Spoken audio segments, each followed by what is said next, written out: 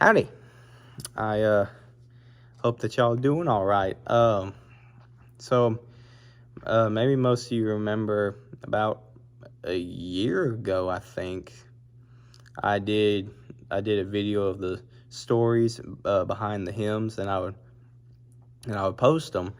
I haven't, like I said, I haven't done that in about a year. So because I ran out of hymns in my books, so I figured I would start that back up, and because I love to read about where these songs came from. These songwriters, the people that wrote these songs. They too have, they've gone through some tough times. Whether it was sickness or maybe some physical problem, and or maybe the loss of a loved one. They went through some pretty trying times. But even through it all, God still gave them a song. And so I just love to read about where these songs came from, and the heart that it came from. And like I said, these people, they went through some trying times.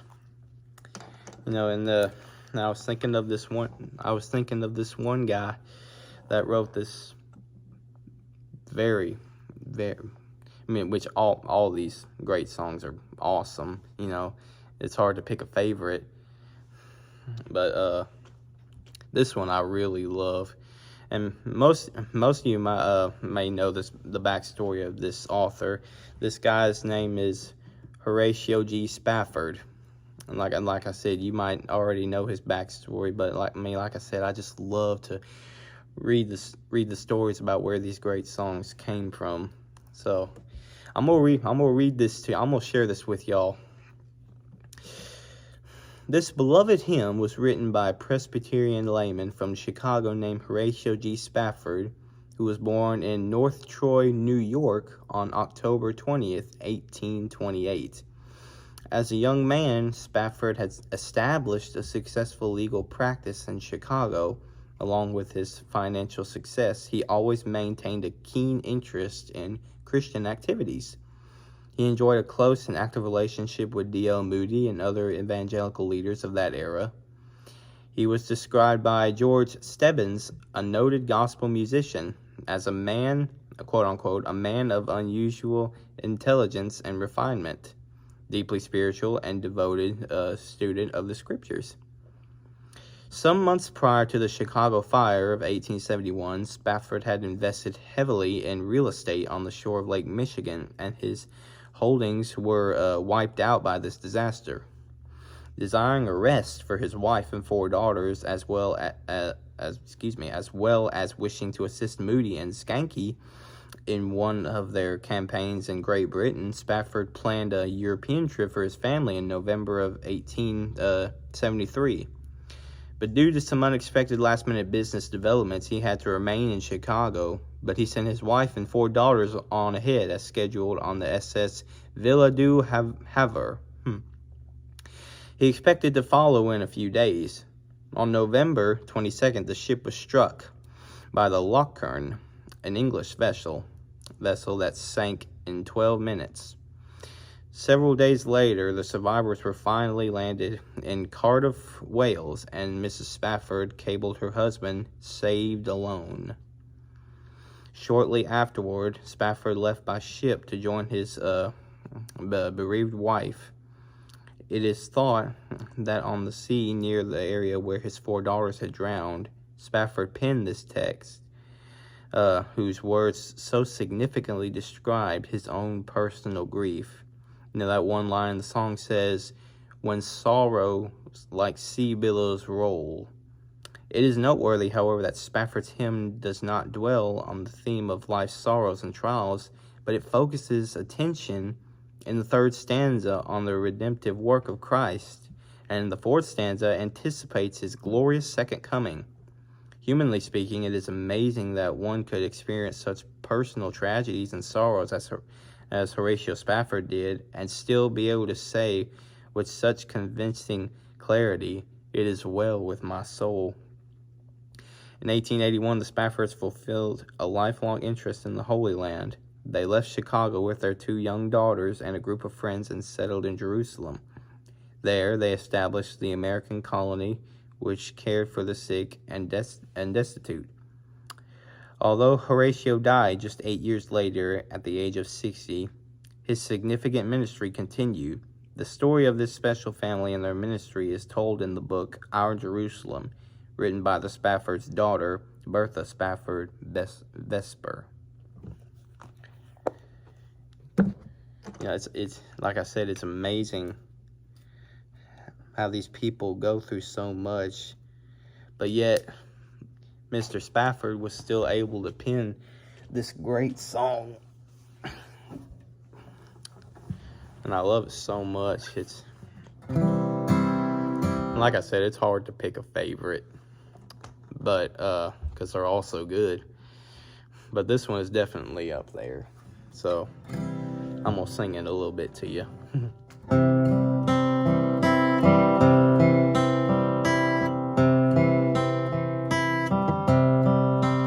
When peace like a river attendeth my way, when sorrow like sea billows roll,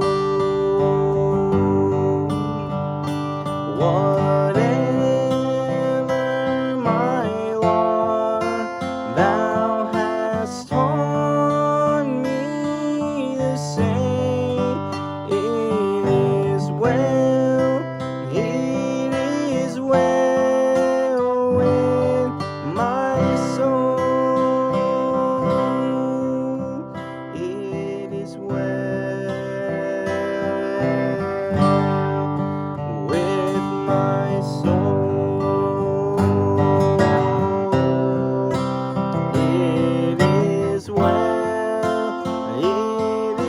well with my soul. Though Satan should buffet, through trial should come, let this blessed assurance control, that Christ has regarded my helpless estate, and hath shed his own blood for my soul. It is well with my soul, it is well with my soul. My sin, oh, the bliss of this glorious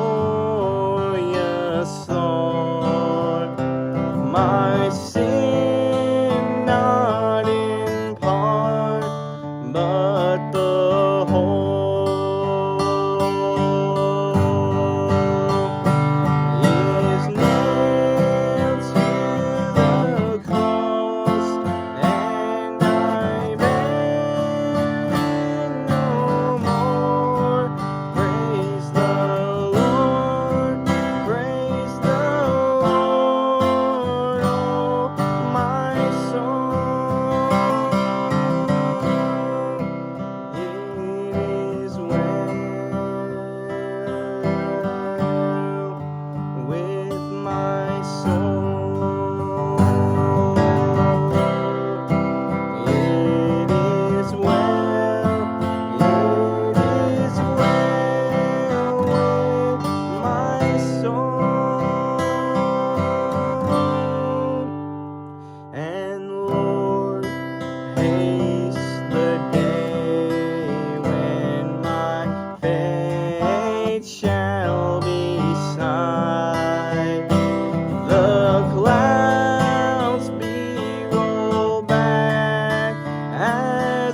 scroll. The trump shall resound, and the Lord shall descend. Even so, it is well with my soul. It is well.